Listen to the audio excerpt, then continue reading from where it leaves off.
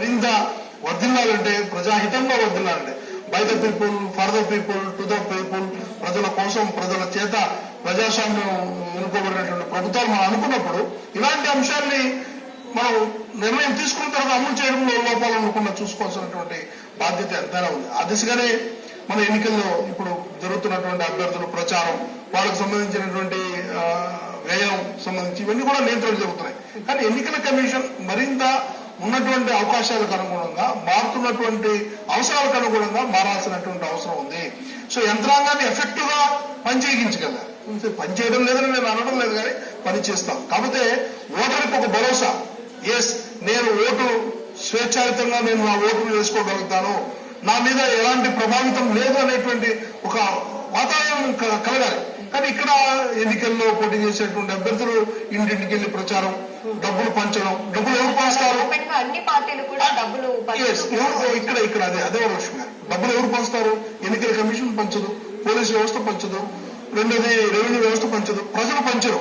ఒక రాజకీయ పార్టీ ఆ పోటీ చేసే అభ్యర్థికి సంబంధించిన 100 మంది 200 మంది ఉంటారు. వాళ్ళు ఇంటింటికి తిరిగి ఆ గ్రూప్ లీడర్ ఆ ఏరియాలో ఉన్నటువంటి జరుగుతారు.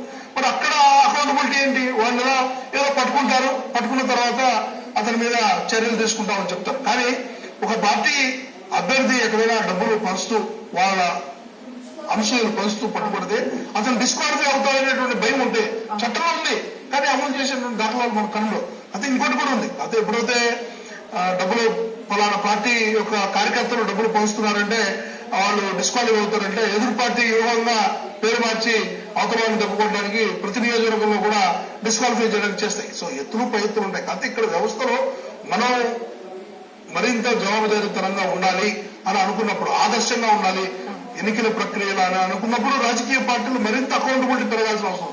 టికెట్లు ఇచ్చేటప్పుడే టికెట్లు తీసుకోవడం పెద్ద గొప్ప.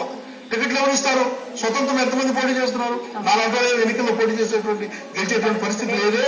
రాజకీయ పార్టీల ఎన్నికల్లో మనం మేనిఫెస్టో చూసుకున్నా, లేదు వీళ్ళు నామినేషన్ వేసినప్పుడు అఫిడవిట్లు చూసినా క్రిమినల్ యాక్టివిటీ ఉన్న వాళ్ళు ఎందుకు ఇచ్చారు మరి టికెట్లు?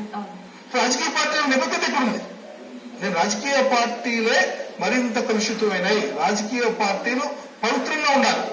వాళ్ళు పవిత్రంగా ఉంటే భారతదేశం ప్రజాస్వామ్యం బ్రహ్మాండంగా ప్రజలు కోరుకున్న విధంగా పరిణిస్తుంది. అక్కడ లేకుండా రాజకీయ పార్టీల నిబద్ధత లోపాయి, రాజకీయ పార్టీల్లో చిత్తశుద్ధి లోపాయి, రాజకీయ పార్టీల్లో పారదర్శకత లోపాయి, రాజకీయ పార్టీల్లో జవాబుదారీతనం లోపమైంది. కాబట్టి ఈరోజు ఎన్నికల కమిషన్ లేదా ఇతర యంత్రాంగం తన శక్తి మేరకు తను చేస్తాం. ఇవి సహకరించాలి. ఇప్పుడు ప్రజలకి ప్రభుత్వానికి మధ్య వారధిగా ఉన్నటువంటి వాళ్ళు రాజకీయ పార్టీలు.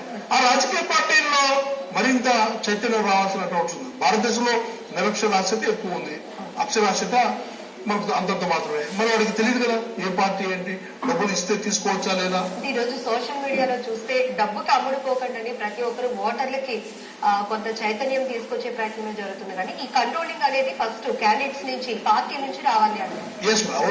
ఇప్పుడు నిజంగా డబ్బులు ఎవరు ఇస్తున్నారు, ఎవరు తీసుకుంటున్నారు, ఎవరు అడిగారు, ఇవన్నీ చిన్న ఫన్ గా ఉంటాయి, చూస్తే చాలా నవ్వులాటగా ఉంటాయి.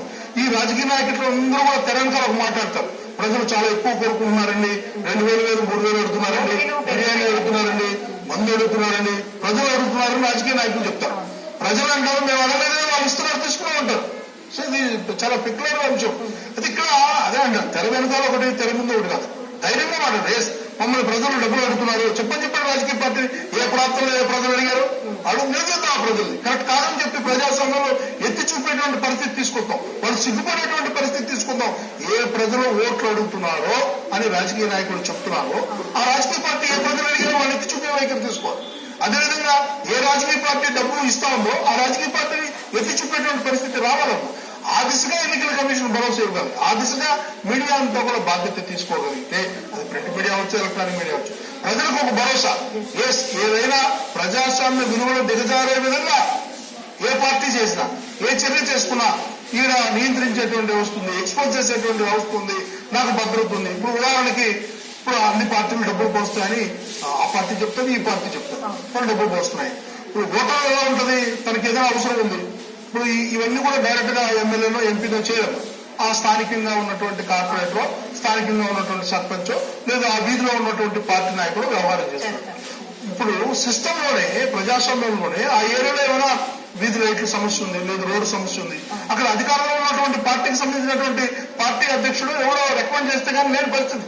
అందులో ఆ ప్రాంతంలో ఉన్నటువంటి ఓటర్లు అల్టిమేట్ గా వాళ్ళకి ఇష్టం ఉన్నా లేకపోయినా అక్కడ ఉన్నటువంటి పార్టీతో రోజు ఎడబాటు పొడవం లేకుండా కలిసి పనిచేసుకోవాల్సిన అవసరం. సమస్యలు పరిష్కారం కావాలంటే మా కాలువలు సరిగా తీయడం లేదు, మాకు డ్రైనేజీ సిస్టమ్ లేదు. సో ఇవన్నీ కూడా ఒక రాజకీయ వ్యవస్థ ఉంటుందమ్మా ప్రతి పేటలో.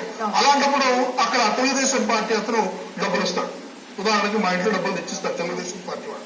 నేను తెలుగుదేశం పార్టీకి నేను డబ్బులు తీసుకోవడానికి నాకు ఇష్టం లేదు. ఒరిజినల్ గా నాకు ఎవరి దగ్గర డబ్బులు తీసుకోవడానికి ఇష్టం లేదు. నేను తెలుగుదేశం పార్టీ దగ్గర డబ్బులు ఎప్పుడైతే తీసుకోనో అల్టిమేట్ గా ఆ తెలుగుదేశం నాయకులు కార్యకర్తలు ఏం చెప్తారు, అయ్యా పలానా ఇంట్లో వరం గారు డబ్బులు తీసుకోలేదు అంటే ఇతను తెలుగుదేశం వ్యతిరేకం, ఇతను వైసీపీకి ఓటేస్తాడని చెప్తాడు. అల్టిమేట్ గా నేను రాజకీయ వివక్ష నా మీద వస్తుంది, రాజకీయ కక్ష నా మీద పెరుగుతారు, వైసీపీ వాళ్ళు వస్తారు. వైసీపీ వాళ్ళు కూడా డబ్బులు ఇస్తారమ్మా. నేను నిజాయితీగా బాబు నేను వైసీపీకి నేను డబ్బులు వేయను, నేను ఓటుకు డబ్బులు తీసుకోవాలని చెప్తే అతను ఏమనుకుంటాడు, వీడు తెలుగుదేశం వాడు.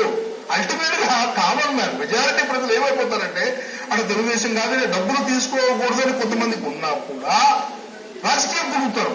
వీడు మనకు వ్యతిరేకం. ఇక్కడ తెలుగుదేశం లేదు వైఎస్ఆర్సీపీ కూర్చొని వాడు కాదన్నాడు వీడు కాదన్నాడు నిజాయితీ డిస్కషన్ రాదు. మా దగ్గర తీసుకోలేదు కాబట్టి వీడు అపవిత్రం అవ్వలేదు కాబట్టి వీడు పవిత్రంగా ఉన్నాడు కాబట్టి నాకు వ్యతిరేకం.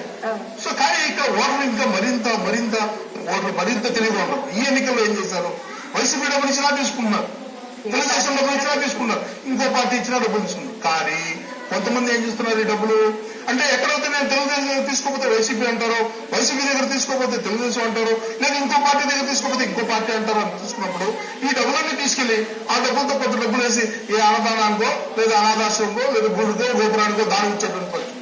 సో తెలియదు ఓటర్లు కూడా ఈ రాజకీయమైనటువంటి ఇబ్బందులు గురవలేక ఎన్నికల కమిషన్ ఎన్నికలు 5 ఏళ్ళకి ఒకసారి వస్తాయి. మరి day to day a year కాయరు మా వీధిలో ఉన్నటువంటి సమస్యలు లేదు మా ప్రాంతంలో ఉన్నటువంటి సమస్యలు పరిష్కారం కావాలంటే అల్టిమేట్ గా రాజకీయ పార్టీ మీద ఆ స్థానికంగా ఉన్నటువంటి స్థానిక ప్రజాప్రతినిధులు ఆధారపడి ఉండాలి. సో ఎన్నికల్లో రాజకీయ పార్టీల యొక్క పాత్ర కీలకమైనటువంటి భూమిక పోషిస్తాం. సో ఈ రాజకీయ పార్టీని నియంత్రించడంలో ఈ రాజకీయ పార్టీల అకౌంటబిలిటీ తీసుకురావడంలో ఎన్నికల సంఘం మరింత బలంగా ఉండాల్సిన సంస్కరణలు జరగాలి. ఆ దిశగా అకౌంటబిలిటీ పెరగాల్సినటువంటి అవసరం ఉందని మనం అనుకోవచ్చు. ఈరోజు ఎన్నికల కమిషన్ ఆల్రెడీ చెప్పింది ఎన్నికల వ్యయం కొంత పరిమితి పెట్టడం జరిగింది. కానీ ఈరోజు తనిఖీలో పెద్ద ఎత్తున కోట్లు బయటపడుతున్న సందర్భాలు కూడా మనం చాలానే చూస్తున్నాం. అంటే ఈ ఉల్లంఘన అనేది జరుగుతున్నప్పుడు ఎందుకు అంత స్ట్రిక్ట్ కంట్రోలింగ్ ఉండట్లేదు అంటారు. సో ఇక్కడ మనకు ప్రజాస్వామ్యంలో మేక్ ద రూల్స్ చట్టం తన పని తాను చేసుకుందని చెప్తారు. కానీ ఉన్నటువంటి వ్యవస్థలో ఉన్నటువంటి లోపాలు ఇప్పుడు ఈ డబ్బులన్నీ ఎక్కడి నుంచి వచ్చాయి, బ్లాక్ మనీ. వైట్ మనీ అయితే పంచలేరు, బ్లాక్ మనీ ఎక్కడి నుంచి వస్తుంది, ప్రజల్ని తెలుస్తుంది. ఇప్పుడు కేంద్ర రాష్ట్ర ప్రభుత్వాలే కేంద్రంలో ఒకే దేశం ఒకే పన్ను విధానం అని అధికారంలో ఉన్నటువంటి కేంద్రంలో అధికారంలో బీజేపీ పార్టీ చెప్పింది. మంచి అద్భుతమైన మాట. భారతదేశం ప్రజలందరూ ఆశించారు ఒకే పన్ను ఒకే దేశం ఒకే విధానం అనుకున్నప్పుడు మరి ఎందుకు డీజిల్ పెట్రోల్ అక్కడ వచ్చే ముందుగా ఆదాయ వనరుగా చూసుకుంటాను. ప్రభుత్వం ఎప్పుడైతే ఆదాయ వనరుగా చూసుకున్నప్పుడు చెప్పే మాట వేరు, చర్యలు వేరు. రాష్ట్ర ప్రభుత్వం కూడా అలా ఉంటుంది. సో అలాంటప్పుడు ప్రజలు ఏం చేస్తారు, సో ప్రజలు కూడా ఈ చట్టంలో ఉన్నటువంటి లోపాలను ఉపయోగించుకొని అక్రమంగా సంపాదిస్తారు. అక్రమమైనటువంటి సంపాదన ఎన్నికల్లో ఇతర పెట్టుబడులు పెట్టడం, తద్వారా మళ్ళా గెలవడం, మళ్ళా సంపాదించడం. సో ఇది ఒక ప్రక్రియ జరుగుతుంది. ఏదైనా ఒక డెసిషన్ తీసుకున్నప్పుడు కొన్ని అనుకూల అంశాలను పరిగణలోకి తీసుకొని జరుగుతున్నాయి తప్ప ఒక ట్రాన్స్పరెంట్ లేదు. ఇప్పుడు మీరు చెప్పినట్టు ₹1,00,00,000 పట్టుబడతారు. ఈ డబ్బులు ఎక్కడిది, ఎవరి నుంచి వచ్చాయి, టైం లో మీరు యాక్షన్ తీసుకోగలిగితే ఇప్పుడు దీనికి ఖచ్చితంగా ఈ ఎన్నికల ప్రక్రియ 6 నెలల లోపల ఈ డబ్బులు ఎవరిది, అక్రమంగా ఎలా వచ్చాయి, దీనికి రూట్ కాజ్ ఎవరు, స్ట్రింజెంట్ యాక్షన్స్. అది దీంట్లో యాక్షన్ తీసుకోవాలంటే మళ్ళా పట్టుకున్నటువంటి యంత్రాంగం మంచి నాలెడ్జ్ ఉండాలి. అది సోదా చేసినటువంటి పోలీసు యంత్రాంగం కావచ్చు, ఇతర యంత్రాంగాలు వచ్చి ఉండాలి. దాని తర్వాత దానికి రెవెన్యూ వాళ్ళు సహకరించాలి, దాని తర్వాత కోర్టు సహకరించాలి. సో మనం ప్రజాస్వామ్యం వల్ల లోకల్ కోర్టులో పలానా చోట డబ్బులు కొన్ని కోట్ల రూపాయలు పెంచింది తప్పు అని చెప్తే ఆయన జిల్లా కోర్టుకు వెళ్తాడు, మళ్ళీ జిల్లా కోర్టులో ఇంకోలా ఉంటుంది. సో కాల వ్యవధి తీసుకొని కాలాతీతం చేయకుండా టైం ఫ్రేమ్ లో ఎన్నికలు కాబట్టి ప్రజాస్వామ్యానికి అద్దం పడతాయి. కాబట్టి ప్రపంచ దేశాలు భారతదేశంలో ఉన్నటువంటి ప్రజాస్వామ్యంలో 90 కోట్ల మంది ఎన్నికల్లో పాల్గొని ఈ భారతదేశం యొక్క పరువు పోకూడదు. కాబట్టి ఎన్నికల కమిషన్ కొత్త నిబంధనలు తీసుకురావాలి.